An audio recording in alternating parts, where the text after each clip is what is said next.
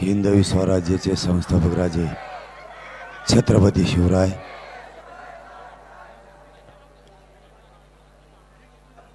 भोरनगरीतील आणि या शूरवीर मावळ खोऱ्यातील जमलेल्या माझ्या तमाम मराठा बांधवांना माझा मानाचा जय शिवराय.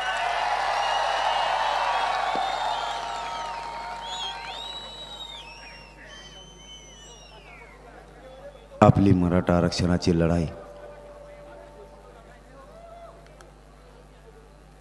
अनेक दशकापासून सुरू आहे.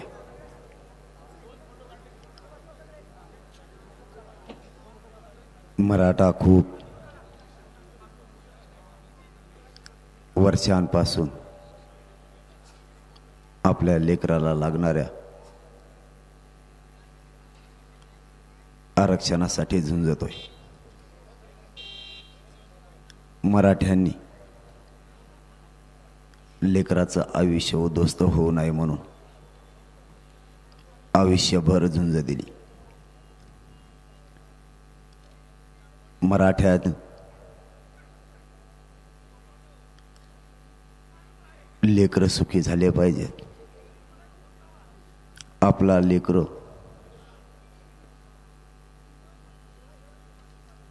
नोकरीच्या वर्गवारीत जाऊन बसला पाहिजे.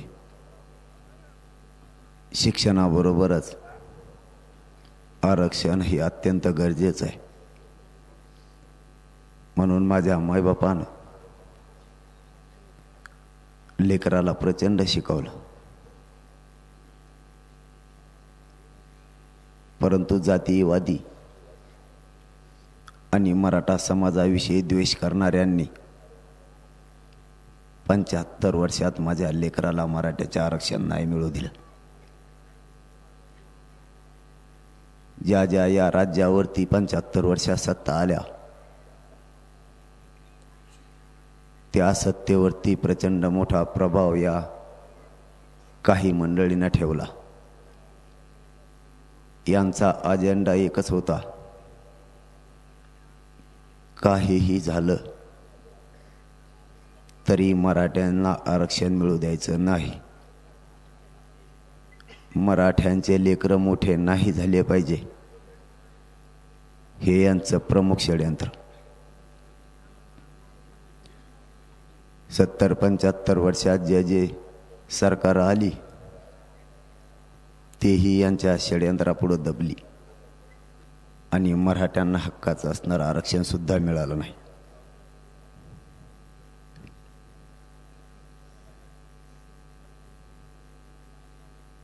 इकडं माग कशाची बडबड चालू आहे?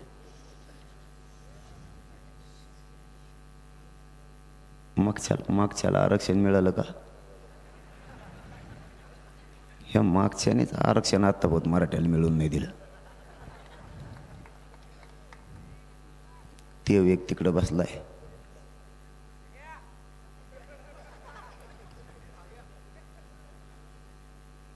मराठ्यांनी कधीच जातीवाद नाही केला. 70-75 वर्ष झाली स्वातंत्र्य मिळून मराठ्यांनी कधीच जातीवाद केला नाही. सगळ्यांच्या लेकरांना मिळाला पाहिजे ही मराठ्यांची प्रमुख भूमिका. ज्यांना कोणाला खाण्यासाठी नाही त्यांना पोटभर खायला दिलं पाहिजे ही मराठ्यांची प्रामाणिकपणा. मराठ्यांनी एखाद्या वेळेस स्वतःच्या लेकराला जेव घातलं नाही पण दुसऱ्याचं लेकरू अगोदर जेव घातलं, हा मराठ्यांचा धर्म.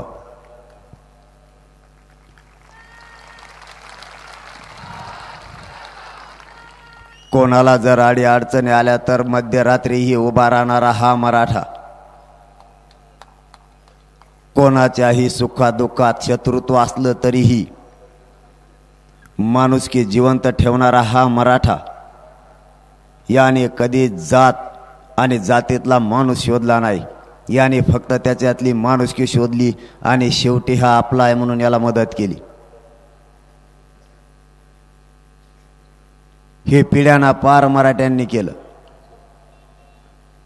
मराठ्यांनी इतरांच्या डोक्यावरचा हात कधी कमी होऊ दिला नाही. स्वतःच्या लेकराचे अश्रू कमी पुसले, पण इतरांच्या लेकराचे अश्रू पुसू नये त्याच्या पाठीवर थाप देऊन त्याला बळ दिलं.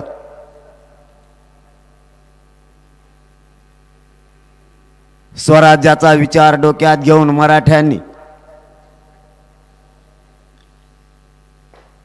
कोणालाही आडवं न पडता सगळ्या जाती धर्मांना एक करून सगळ्यांचे लेकर मोठे झाले पाहिजेत, हा त्यांचा प्रामाणिकपणा. मराठा अत्यंत विश्वास ठेवणारा असल्या कारणानं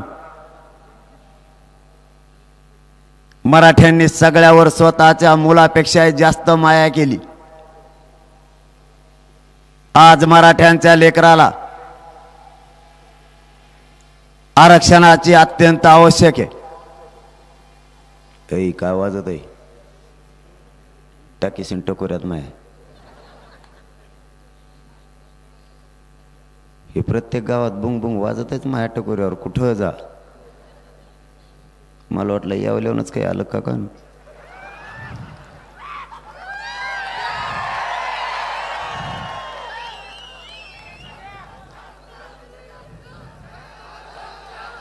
मराठ्यांनी कधीही कोणाविषयी आकाश व्यक्त केला नाही.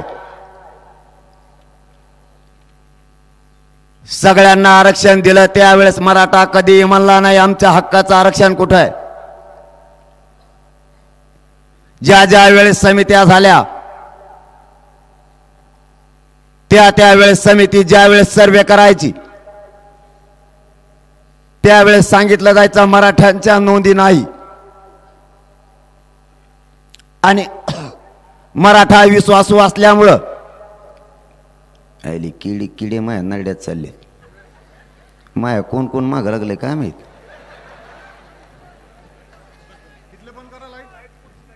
आणि लाईट बंद केलं मला दिसन का. एक तर आरक्षण नाही, लाईटही बंद करा तुम्ही.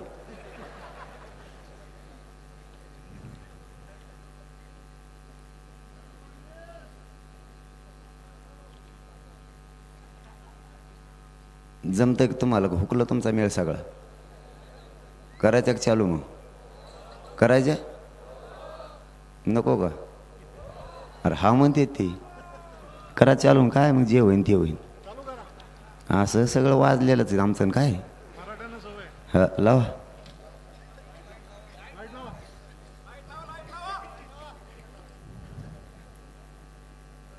समित्याने वेळोवेळी काम केलं, पण समिती प्रत्येक वेळेस सांगायची मराठ्यांचे पुरावे सापडले नाही म्हणून मराठ्यांना आरक्षण देता येत नाही.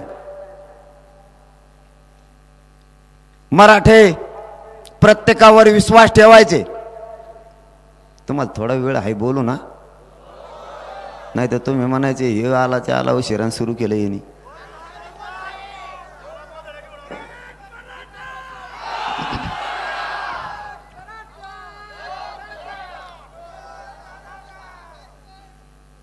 मराठ्यांनी विश्वास ठेवला आणि पुरावे नाही म्हणल्याच्या नंतर होला हो केलं आणि खऱ्या त्या विश्वासाचाच विश्वासघात झाला. मराठ्यांना पूर्वीपासून आरक्षण होतं तरीही मराठ्यांना दिलं नाही. ते आता 2023 मध्ये सिद्ध झालंय की मराठ्यांना आरक्षण होतं.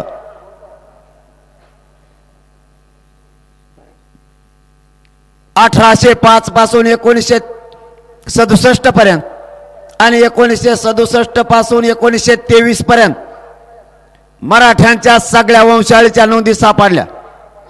मला आत्ता मिळालेल्या माहितीनुसार आज सायंकाळी 5 वाजेपर्यंत 29 लाख नोंदी या राज्यात मराठा ओबीसी असलेल्या सापडल्यात. मग आता आम्हाला उत्तर पाहिजे. 70 वर्ष आम्हाला आरक्षण कोणी दिलं नाही त्याचं नाव आता आम्हाला मराठ्यांना पाहिजे. आमच्या असणाऱ्या नोंदी दडून ठेवल्या कोणी.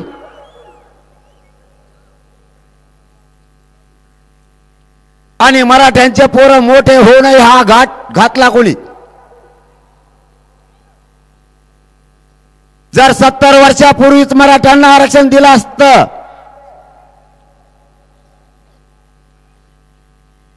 तर जगाच्या पाठीवर मराठा समाज 1 नंबरची प्रगत जात म्हणून आज राहिली असती.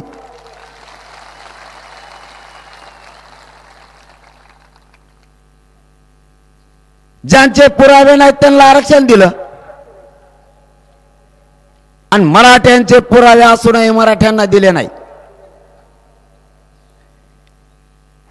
1967 ला जे आरक्षण दिलं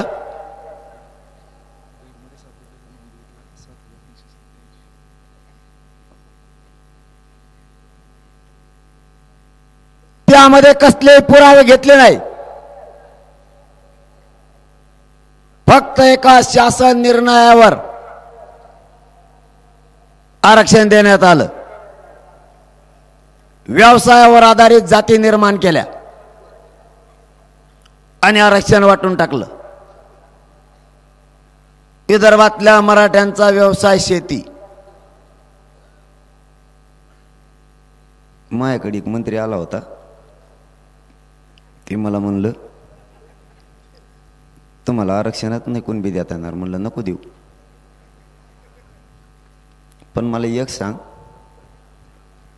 तोही जात आरक्षणात गेली नेमका कशाचा आधार घेऊन आत गेली, मला एवढंच उत्तर दे.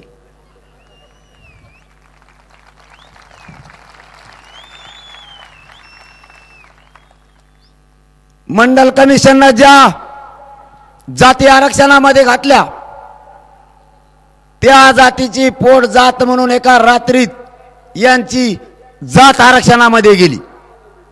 कागद नाही, पुरावे नाही, काय नाही काय नाही काय नाही. एका रात्रीत आरक्षणात गेली, दुसऱ्या दिवशी सकाळी नोकऱ्याला लागली. आपण नुसतं बघत राहिलो. पोरग नोकरीला लागाना, पोराला उच्च शिक्षण मिळाना, कर्ज काढून बेजार झालो, सगळा पगार शिक्षणात गेला, सगळं पिकं शिक्षणात गेलं, पोरग सुशिक्षित बेकार झालं. नुसते बघत राहिलो आपण. मी त्या मंत्री महोदयांना प्रश्न विचारला, जर तुमची जात पोटजात म्हणून मध्ये जाती तर मराठ्यांची पोटजात कुणबी होत नाही का?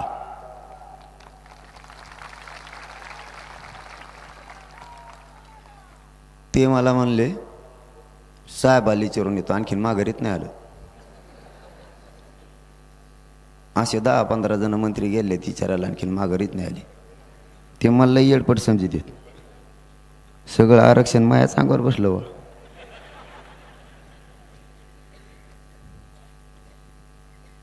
असे बरेच गेले माघारीत नाही आले. ते मला येडपट समजित ये.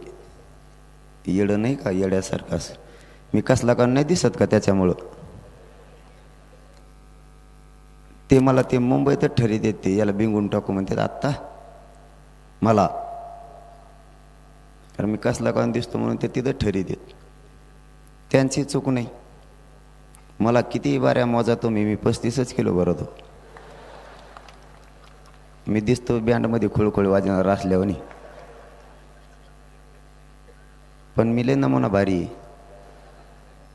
मी टप्प्यात येऊस तर काही बोलतच नाही, जवळ आलं का वाजेलाच.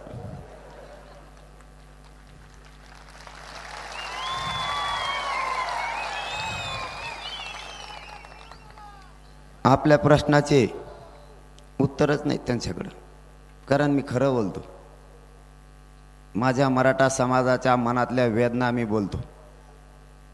माझ्या मराठा समाजाला आणि त्या विद्यार्थ्यांना होणाऱ्या अडचणी बाबत मी बोलतो.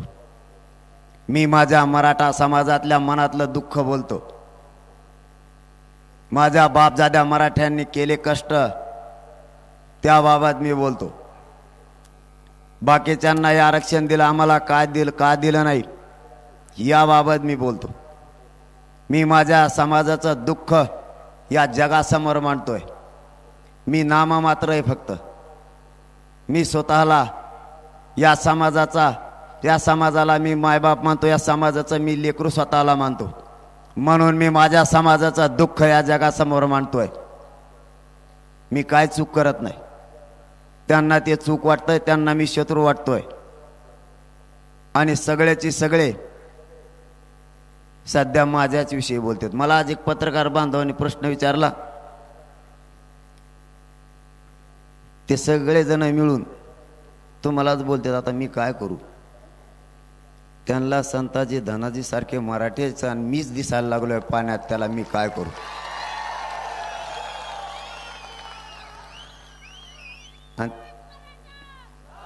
ते लय मोठे जण नाही तर एकटाच आहे. ते बाकीचे बिचाऱ्यांचा दोष देऊ नका.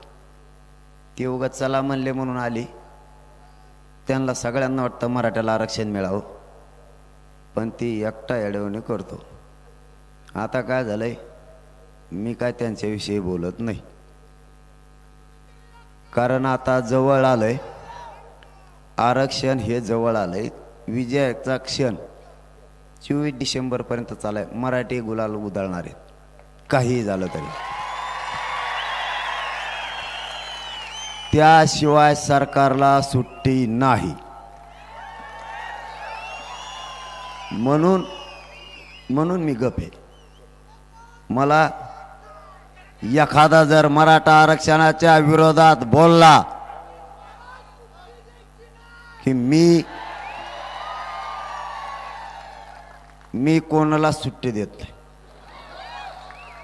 पण सध्याची परिस्थिती अशी आहे, 70 वर्षापासून मराठा समाज या क्षणाची वाट बघतोय. लेकरं ऍडमिशन घ्यायला तयार नाहीत. 1% हुकलं तर लेकरू घरापर्यंत रडत यायला लागलं. काही बापांना लेकराचा चेहरा बघू शकतात ना, लेकरू मायबापाचा रडलेला चेहरा बघू शकतात. भयान वास्तव या मराठा समाजात आणि त्या विद्यार्थ्यात आणि मायबापात उभा राहिले. या समाजाला एकदाच आरक्षण देऊन त्यांना आयुष्याची भाकरी द्यावी, यासाठी हा कानाकोपऱ्यातला मराठा संघर्ष करतोय. आपण थोडा संयम जर बाळगला तर या मराठा समाजाच्या पदरात 100% आरक्षण पडल्याशिवाय राहणार नाही. म्हणून मी सहन करतोय. नसता मराठा आरक्षणाच्या विरोधात बोललेला तो कोणीही असो, त्याला आपण सोडत नाही. मग तो कुणी असो, तो मराठ्याचा असो नाही तर तो कोणाचा असो, आपण सोडत नाही. परंतु मराठ्यांच्या खूप प्रमाणात नोंदी सापडायला लागल्या. मराठ्यांचं एक ना एक दिवस 100% कल्याण होणार आहे. म्हणून आपल्याला आता संयम धरायचा आणि शांतता ठेवायची. त्यांनी ठरवलंय या राज्यात जातीमध्ये दंगली झाल्या पाहिजेत.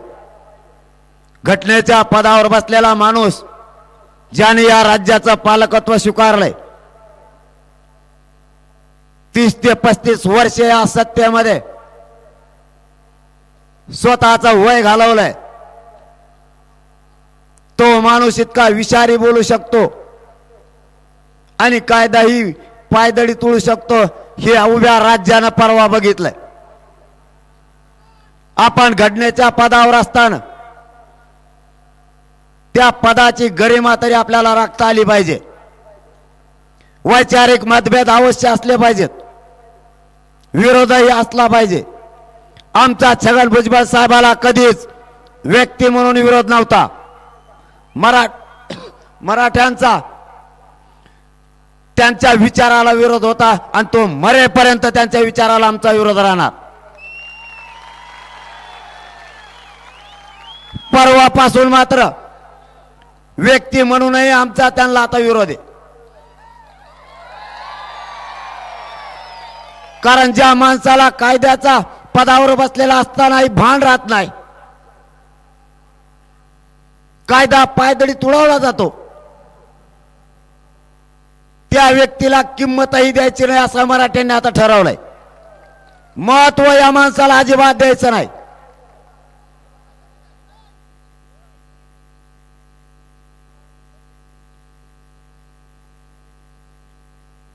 त्यांच्या वयानुसार त्यांना तसं व्हायला लागलं. वय माणसाला सुधरून देत नाही. खाल्लं तर पचत नाही, पाठ त्रास होत असन, त्याच्यामुळं त्यांना आता सुधरत नाही. पण मराठ्यांनी आता ठरवलंय आणि आपण सुद्धा ठरवलंय, यांना महत्त्व द्यायचं नाही. त्यांची ती लायकी सुद्धा आता राहिली नाही. लायक माणसाविषयी बोलावं. कारण मराठ्यांना आणि या मायबाप मराठ्यांना सांगतो, त्यांना जातीय दंगली घडवायच्यात. मराठ्यांच्या खांद्यावर आजपासून जबाबदारी आहे. ओबीसी बांधव गाव लेवलचा, आत्ताही गावखेड्यातला ओबीसी बांधव म्हणतो गोरगरीब मराठ्यांना आरक्षण मिळालं पाहिजे. आणि जर मराठ्यांच्या नोंदी सापडल्या असतील आणि आहेत तर त्यांना त्यांचं आरक्षण दिलं पाहिजे. आपल्या नेत्याने गप्प बसावं. या भोर शहरामध्ये उदाहरणार्थ माझी 2 गुंठे जागा आहे. उदाहरणार्थ बरं का, नाही यायचं इकडे ते. आणि मी अंदाजे म्हणतो इथं माझी 2 गुंठे जागा आहे. गावाला मेळ लागा नाहीचे 2 गुंठे कुठे मला माहित नाही कुठे. पण मला 7-12 सापडला केव्हा निघाला. तुम्ही माझी 2 गुंठे जागा देणार का नाही 7-12 असल्यावर? बरोबर का नाही? मग आमच्या आता नोंदी सापडल्या. तू म्हणतोच कस काय आमच्यात येऊ नको, मग कुठं जातो? मग जातो कुठं? आमचंच खातो इतक्या दिवसापासून. तो एक घर आमच्या गावात नाही तरी तो 60-30% आरक्षण खातो कसं? त्याचं बिचाऱ्याचं म्हणणं आहे माझी 60% लोकसंख्या आहे एकट्याची. बरं 60 तर 60 जाऊ द्या. ती म्हणून तसंच वागायचं आता मराठ्या इथून पुढं. 60% त्याची मोजा, 60% ओबीसी, 34% मराठा. किती झाले? SC ST 20%. किती झाले? 150% लोकसंख्या असते का राज्याची? का पागल समजत होय तो आम्हाला? मारवाडी बांधव, मुस्लिम बांधव, ब्राह्मण बांधव हे कुठे सोडायचे? हे धरायचेच नाही त्याच्यात. माहिती तिकडाच माल दिसतो इकडेच बसतोय. कारण काड्या करणारा माल तिकडाची.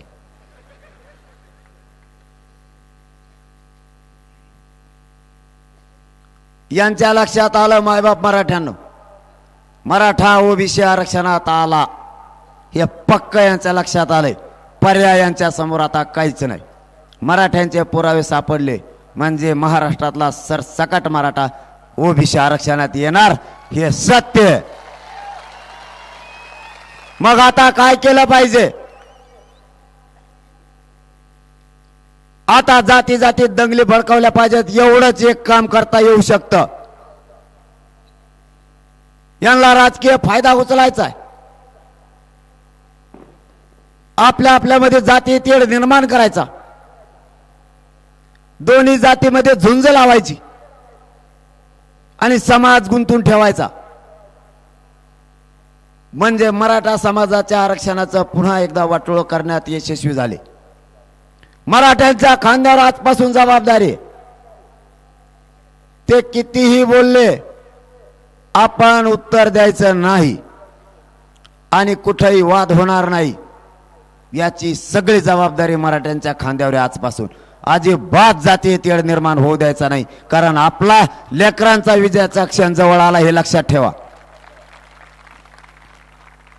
आपले लोक रागीट असल्यामुळं ते काही बोलून आपल्याला उचकवण्याचा प्रयत्न करते. आता मायावूनच घ्या ना, मला इतका कचा बोललाय तो.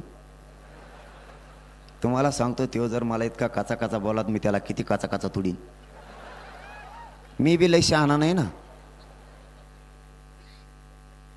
पण मी असा राग गिळेला आहे. म्हणलं आता आपले 24 डिसेंबर जवळ येते. आपल्या लेकराचं कल्याण होणारे 70 वर्ष झालं. लेकरं विषाचा घोट प्याल्यासारखं प्यायला लागलेत, बळत जीवन जगायला लागलेत. गप बसलो मी. मला माहिती आहे आणि मराठा बांधवांना तुम्हाला सांगतो, एकदा आरक्षण मिळालं आपल्याला काही काम नाही. तेव बी कुठं जाणार नाही. दोघं एकाच गल्लीत येत आपण. मग तिथून पुढं बघू. बोलल्यावर बरं का, आधी नाही. कारण आपण कोणी बोलल्याशिवाय त्याला बोलतच नाही. आणि एकदा एखादा माणूस मला बोलला, तो डबल बोलत नाही बरं का. तुम्ही टी व्हीवर बघत असता, मी बी असा धुतो ना मग. कारण मी तुमच्या रक्तामासाचा आहे, शेतकऱ्याचं पोरग आहे. तुमच्याशी गद्दारी करणार नाही, त्यांना भेणार सुद्धा नाही. पण सध्या संयम बाळगल्याशिवाय पर्याय नाही.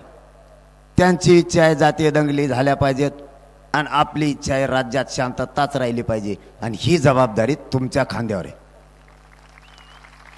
मला काय अपेक्षा नाही तुमच्याकडून.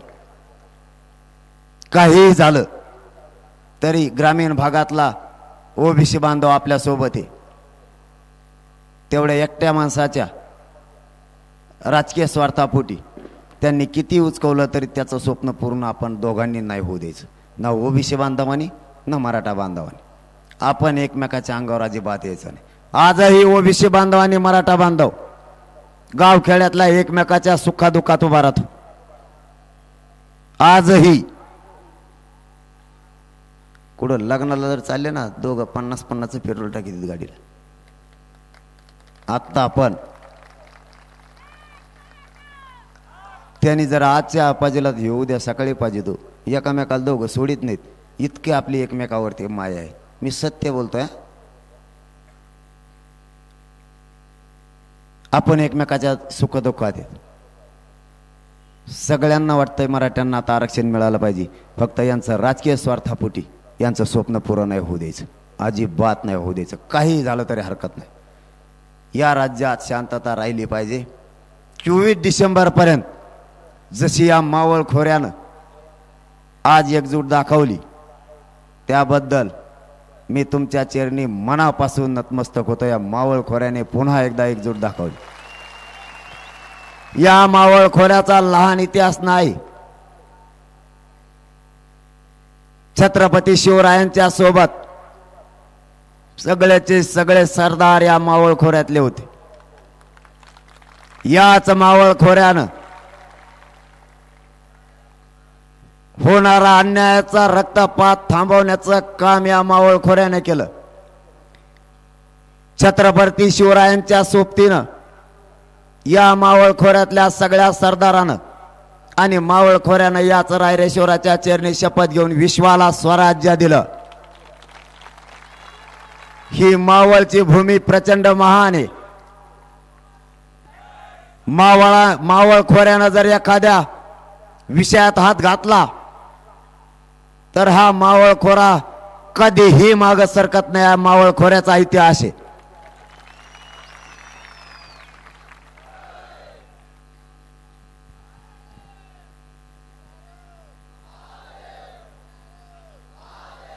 जिजाऊंनी आदेश सोडावा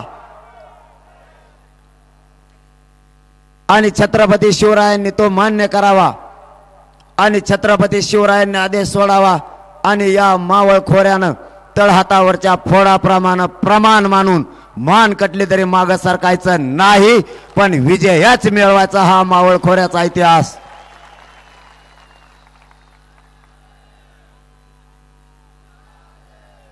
तुम्हाला वाटलं होतं तुम्हाला एकट्यालाच मावळ खोरा माहिती? तुम्ही जे कागद देऊ राहिले माझ्याकडं, मला येत नाही वाचिता. महन ते काय जमत नाही जास्त आणि मला वाचून भाषण करता येत नाही. मी माणसाच्या मनातलं बोलतो म्हणून मराठा जिंकत आलाय. आणि मला हाव सुद्धा नाही. मला मावळ खोऱ्यानं आपल्या इथल्या बांधवानं काय झालं का तिकडं, मग तिकडं कम बघा तुम्ही, मला मेळ लागा ना. कुणी आरक्षण घेऊन आलं का? मला झोपेत सुद्धा आरक्षण दिसतं बरं का सध्या. आपल्याला दान का अवघड आहे. माझ्याजवळ सध्या झोपत सुद्धा कुणी नाही आमच्या गाडीतले. मी रातचीच म्हणतो आरक्षण आण लवकर. भाकर आण म्हणण्याच्या ऐवजी मी 2-3 बारे आरक्षण मागितले. या भोर तालुक्यातल्या बांधवांनी मला बसायला खुर्ची ठेवली. ती तुम्ही जमिनीवर आहेत, मी जमिनीवर आहे. मला खुर्चीसाठी काम नाही करत मी.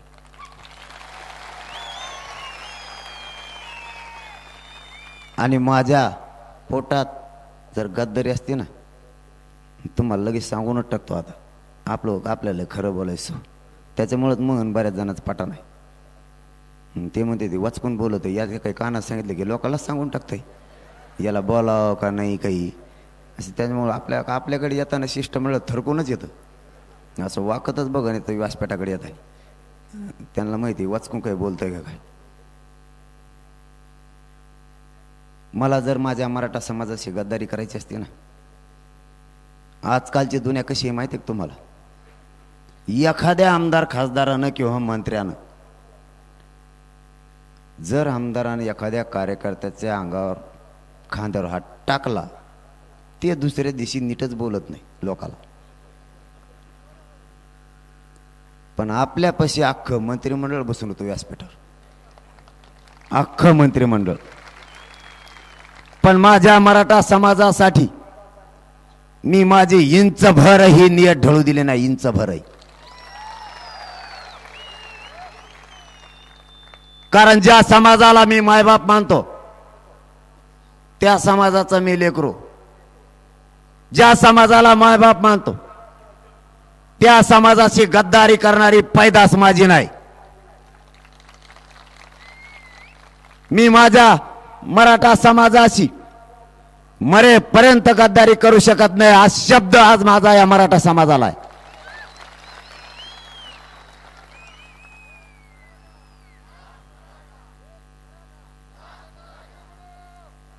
त्यामुळं मी माझ्या मराठा समाजाला प्रामाणिकपणा सिद्ध करून दिलेला आहे. मला काय पाहिजे नाही, माझ्या आयुष्याचं मी ठरवून घेतलेलं आहे. पूर्ण आयुष्य मी या समाजासाठी अर्पण केलेलं आहे. मला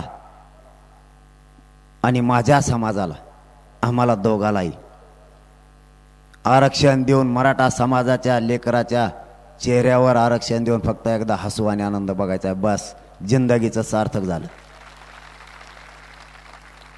जो काय संघर्ष करायची वेळ येईल ती करायची तयारी. यांनी मायावर एवढे डाव टाकलेत, तुम्हाला माहीत नसतील का माहीत झाले. मायावर एक डाव असा टाकला येणी सरकारनी, त्यांचा एक डॉक्टर मला तपासायला आला आणि ते मला म्हणतं याला किडनीच नाही. मला आयला मी फुल टेन्शनमध्ये आलो ना. म्हणलं माझ्या बापाने मला एखादबार तपासलं का नाही, आणि मी एका किडनीवर 35 उपोषण केलेच कसे. मग उपोषण सुटलं.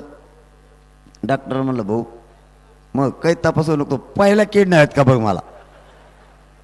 त्याने मला तपासलं, दोन्ही किडन्या निघाल्या. मग पहिला का जनावराच्या मागचा आणला होता का. हे काय डावटाकी त्याने यांचा मेळच नाही.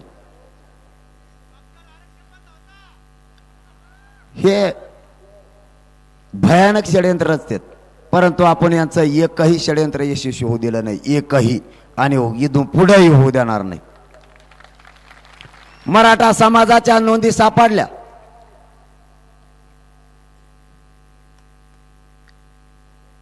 आमच्या इकडे एक अशी वार्ता पसरली होती, पश्चिम महाराष्ट्रातला मराठा एक होत नाही आणि त्याला आरक्षणाची गरज नाही. वार्ता पसरली होती. मी आज 4-5वा दिवस पश्चिम महाराष्ट्रात, असं एक गाव नाही तिथं 10,000-5,000 लोक नाहीत, एकही गाव नाही. त्यातल्या 5-6 सभा 50,000 ते 1 लाखापर्यंत झाल्या. इस्लामपूरच्या ग्राउंडवर उभं राहायला जागा नव्हती. रात्री 3 वाजता कराडच्या ग्राउंडवर उभं राहायला जागा नव्हती. मग ज्याला कोणाला वाटतं ना पश्चिम महाराष्ट्रातला मराठा एक होत नाही, त्याने फक्त मावळमध्ये येऊन बघावं. त्याला ह्या गर्दीतून 5 घंटे बाहेर जाता येणार नाही.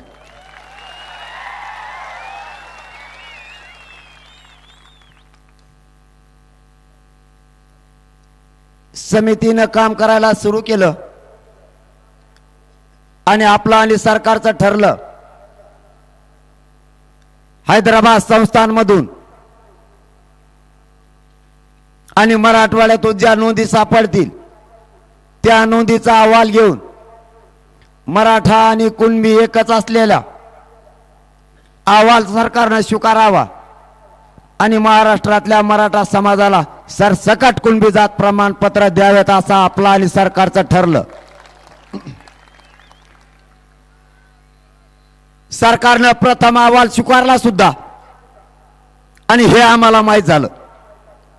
सरकारनं प्रथम अहवाल स्वीकारला. मराठवाड्यातल्या मराठ्यांना त्यांच्याविषयी स्वीकारला. मी मराठवाडा, पश्चिम महाराष्ट्र, विदर्भ, खानदेश, कोकण असा भेदभाव करू शकत नाही असं सरकारला स्पष्टपणानं सांगितलं. तुम्ही एका भावाला आरक्षण देणार आणि दुसऱ्या भावाला नाराज करणार हे मला चालणार नाही. मुख्यमंत्री साहेबाला त्याच दिवशी सांगितलं, या समितीला तुम्हाला राज्याचा दर्जा द्यावा लागेल. मुख्यमंत्र्यांनी त्याच दिवशी त्या समितीला राज्याचा दर्जा दिला आणि समिती राज्यभर काम करायला लागली. एक अहमदनगर जिल्ह्यात 3.25 लाख नोंदी सापडल्या. 3.25 लाख. असा एकही जिल्हा नाही की तिथं नोंदी सापडल्या नाही. आपल्या भोर तालुक्यातही सापडल्यात ना.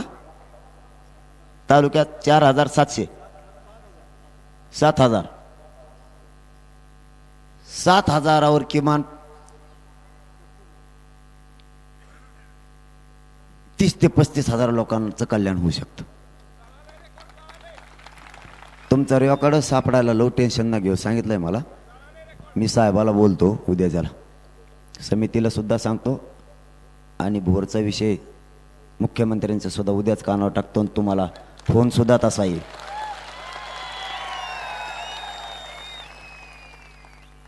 आज जरी जळालं असलं आणि खरोखरच ते जळालं असेल तर मुख्यमंत्री साहेबाला सांगितलं तरी ते मिळणार नाही. परंतु आपलं आणि सरकारचं असं ठरलेलं आहे की ज्या नोंदी सापडल्यात त्याचा अहवाल बनवायचा आणि महाराष्ट्रातल्या सरसकट मराठ्यांना आरक्षण द्यायचं असा आपला त्यांचा करार झालेला आहे. कारण नोंदी याच्यासाठी पाहिजेत, कायदा जर पारित करायचा असला तर त्याला आधार लागतो. आधाराशिवाय कायदा पारित होत नाही. आणि आधारासाठी प्रचंड अशा नोंदी सापडलेल्या आहेत. त्यामुळे 24 डिसेंबरपर्यंत मुख्यमंत्री साहेबांना आणि सरकारनं आपल्याकडून वेळ घेतलेला आहे. 24 डिसेंबरपर्यंत मराठ्यांना 100% आरक्षण मिळेल. काळजी करू नका. तुमचा भोर तालुका आम्ही मागं पडू देणार नाहीत हा शब्द तुम्हाला आहे.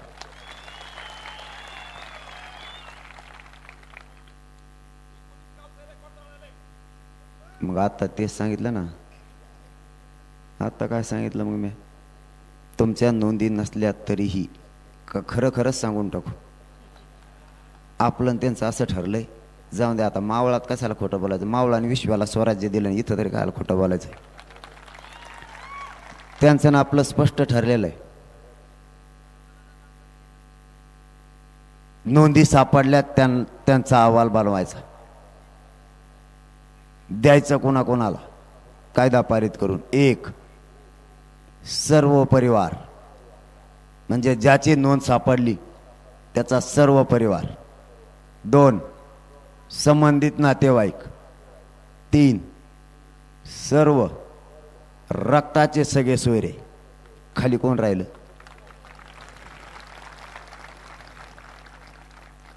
खाली कोण राहिलं का? तुम्हीच का? सांगितलेलं ऐकलंच नाही. ध्यानच नाही मराठ्याचं. नुसतं एकदा बोलायचं खाली मुडकं घालायचं.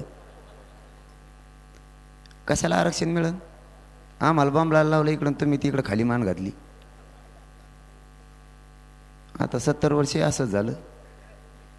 पण काय नाही, मी निभार आहे आता मी काय घेतल्याशिवाय सोडित नाही.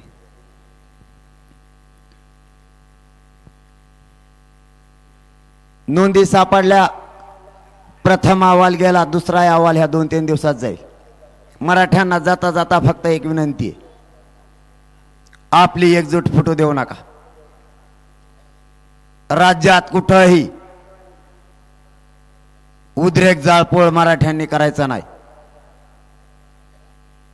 2, मराठ्याच्या एकाही पोरानं मराठा आरक्षणासाठी आत्महत्या करायची नाही. जर मराठ्यांचे पोरच मरायला लागले, ते आरक्षण घ्यायचं कोणाला आणि द्यायचं कोणाला? आणि आम्ही आंदोलन करून त्याचा उपयोग काय? आरक्षण मिळतंय. ज्या 70 वर्षापासून नोंदी लपून ठेवल्या होत्या त्या बाहेर निघाल्यात, म्हणून मराठ्यात उत्साह निर्माण झालाय. आता मराठ्यांना 100% आरक्षण मिळणार. आणि ज्या ठिकाणी कार्यक्रम महाराष्ट्रात ठेवलेत त्या ठिकाणी सगळा मराठा समाज सगळ्या क्षेत्रातला ताकदीने जमायला लागलाय. कोणीही एक दिवसासाठी काम करायला तयार नाही. कोणी आपल्या ड्युटीला जायला तयार नाही. कोणी व्यवसायाकडे सुद्धा जात नाही. रात्रीची किती थंडी असो किंवा दिवसाचं किती ऊन असो, कानाकोपऱ्यातला मराठा त्या कार्यक्रमाच्या ठिकाणी येऊन थांबलाय. ही मराठ्यात क्रांती झाली. कारण या नोंदी मिळाल्यात तेव्हापासून कोणाला का होईना आरक्षणाचं पत्र मिळायला लागलंय आणि त्यांच्या लेकराला विषयाची भाकरी मिळाली. मायबाप मराठ्यांनो, कोणाला का होईना पत्र मिळायला लागलं याच्यात आनंद बाळगू. कोणत्या का होईना आपल्याच लेकराचं कल्याण व्हायला लागलंय. आपल्याला मोठं मन ठेवावंच लागेल. फक्त या मावळच्या पवित्र भूमीतून महाराष्ट्रातील मराठा समाजाला एक आव्हान करतो. ज्या मराठा समाजाला आरक्षण असेल त्यांनीही, आणि ज्या मराठा समाजाला आरक्षण नाही त्यांनीही एकजुटीने एकत्र या. जात संपवण्याचा सगळ्यांनी घाट घातलाय. जात संपता कामा नये. आरक्षण 2 दिवस लेट मिळाला तरी चालेल, पण जात संपता कामा नये. जर आरक्षण नसलेल्या मराठ्यांच्या मदतीला जर नाही आले तर आरक्षण नसलेले मराठे संपतील. आणि ते संपल्याच्या नंतर तुम्हालाही संपवायला ते मागं पुढे पाहणार नाहीत, हे लक्षात ठेवा. म्हणून वेळीच सगळे सावध व्हा. आता कोणी बेसावध राहू नका. तसं जर पाहिलं तर ते आपलं काही करू बी शकत नाही. कारण आपण एकटेच 50-55%. पण आपल्याला त्या भानगडीत सध्या पडायचं नाही. दुसरं आव्हान या मावळच्या पवित्र भूमीतून करतोय.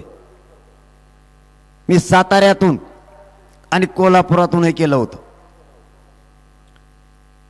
महाराष्ट्रात जेवढे काय पक्ष आहेत त्या पक्षात असणाऱ्या मराठ्यांच्या नेत्यांना आज या मावळ खोऱ्यातून जाहीर आव्हान आहे. मराठ्यांच्या पोराला तुमची आवश्यकता आहे. तुमच्या पाठबळाची आज गरज आहे. हीच मराठ्यांच्या पोरांच्या पाठीशी उभं राहण्याची योग्य वेळ आहे. मराठ्यांच्या पोरांच्या पाठीशी उभा राहा. मराठा तुम्हाला कधी विसरणार नाही. आणि तुम्ही जर उभा नाही राहिले तर मराठा आयुष्यभर तुम्हाला माफ करणार नाही.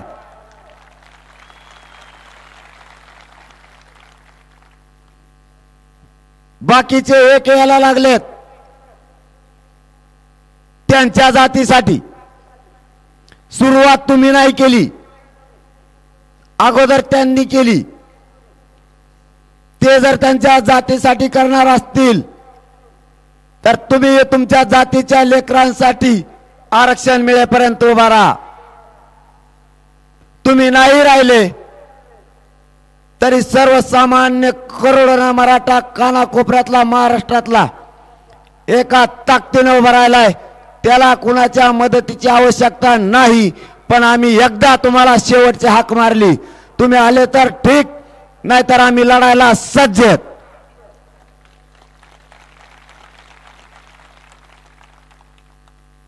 तुम्ही बिल कुटाणा करून ठेवलाय. तुम्ही काय सोपे नाही. मी मोठ्यानं बोललो की तुम्ही खाली बघात आणि हळूच बोललो की टपाटपच वर बघात. काय मेळ आहे तुमचा?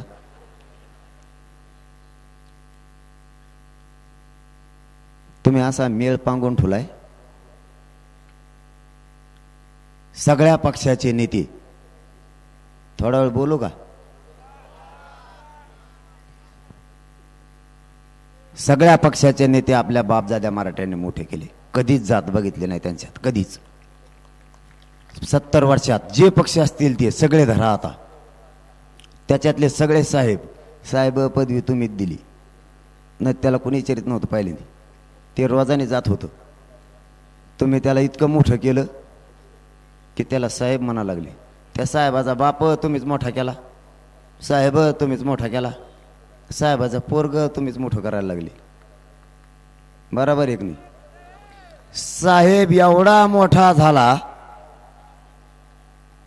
साहेब एवढा मोठा झाला, त्याजवळ इतके पैसे झाले, गाडी झाली, बंगला झाला.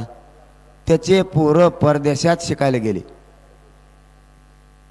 त्याचं पोरग परदेशातून गावाकडे आलं तर आपले लोक त्याला भैया म्हणायला लागले.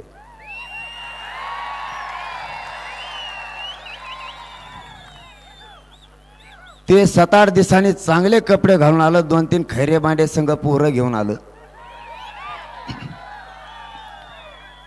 तर आपले लोक त्या भैयाला भैया म्हणता म्हणता भैया साहेब म्हणायला लागले. त्याला नीट हाकता आहे ना?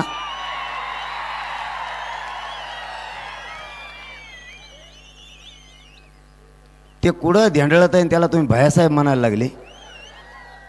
आणि ते आपल्या पोराला नाम्या तुक्या असं म्हणतोय. लोकांचे पोरं मोठे करा आणि आपले पाठा उस तोडायला.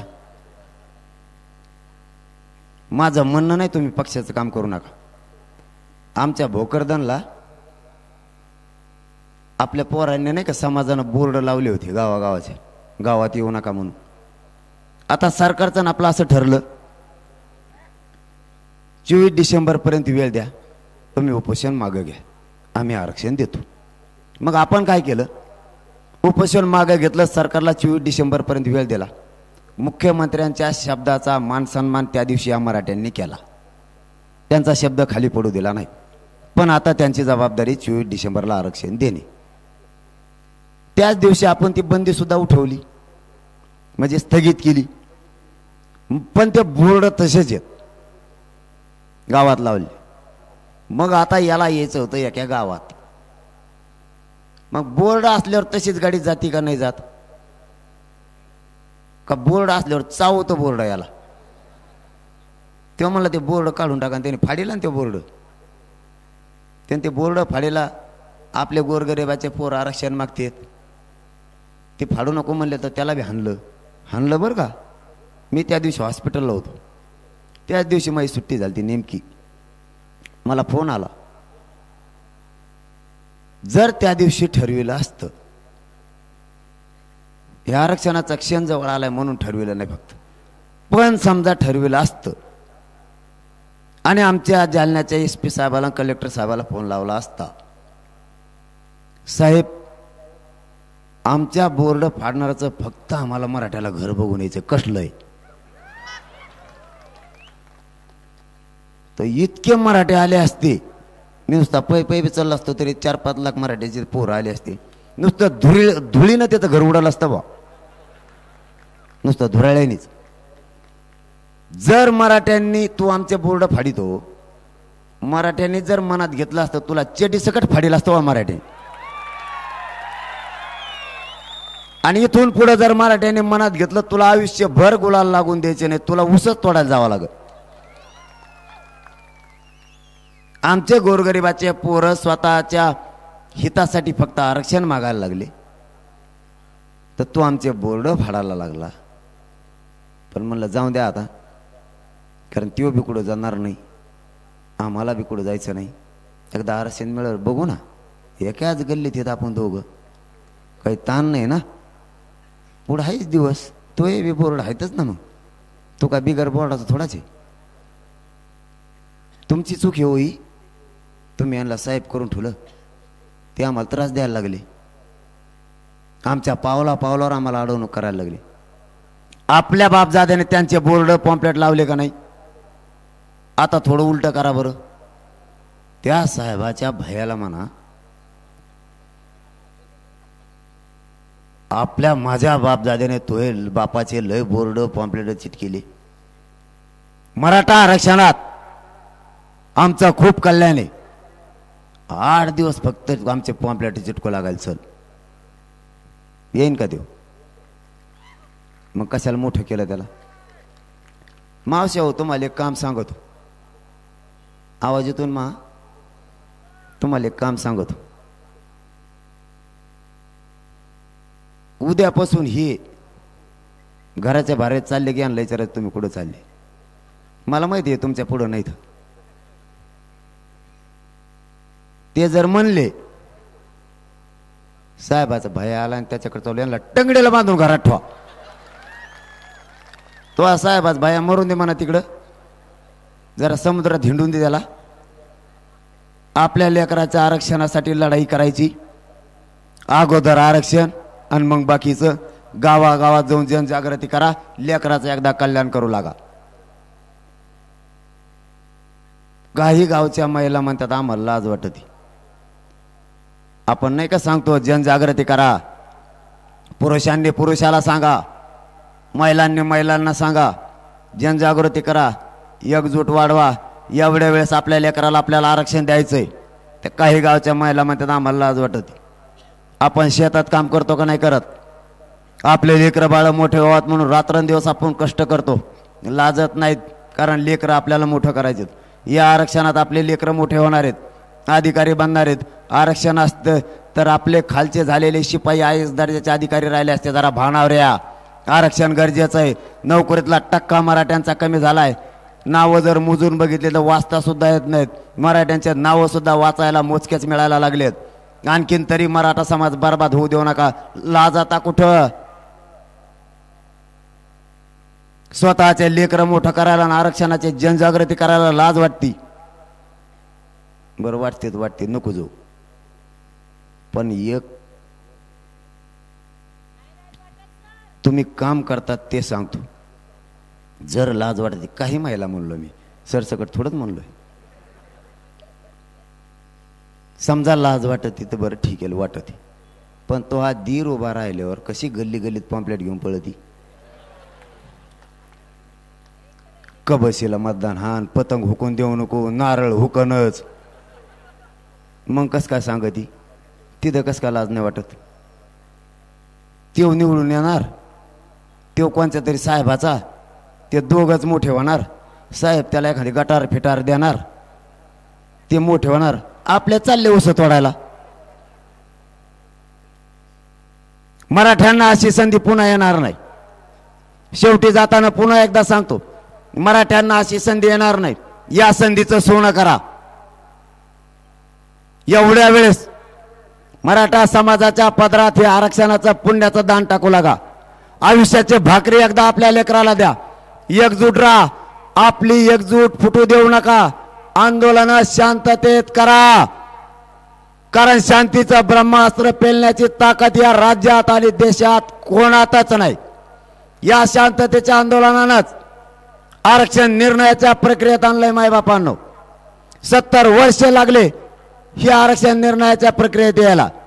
आता फक्त सावध व्हा. मतभेद होऊ देऊ नका. कोणाचं हे ऐकू नका. आपल्या लेकराला मोठं करण्यासाठी सगळी शक्ती वापरा. 1 डिसेंबर पासून भोर तालुक्यासह पूर्ण जिल्हाभर एकही गाव राहिलं नाही पाहिजे की तिथं साखळी उपोषण सुरू नाही झालं. प्रत्येक गाव तिथं साखळी उपोषण उभं राहिलं पाहिजे.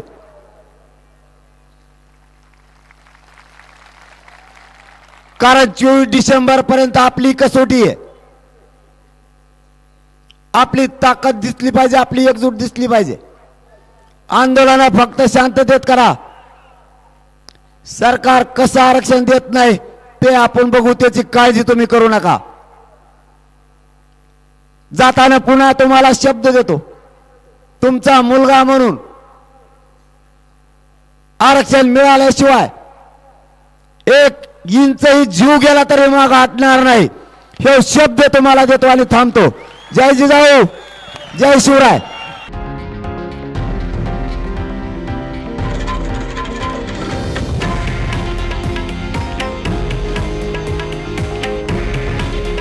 हे आहे देशातील नंबर 1 न्यूज नेटवर्क आणि आपण पाहत आहात TV9 मराठी. काळजी तुमची, हित महाराष्ट्राचं.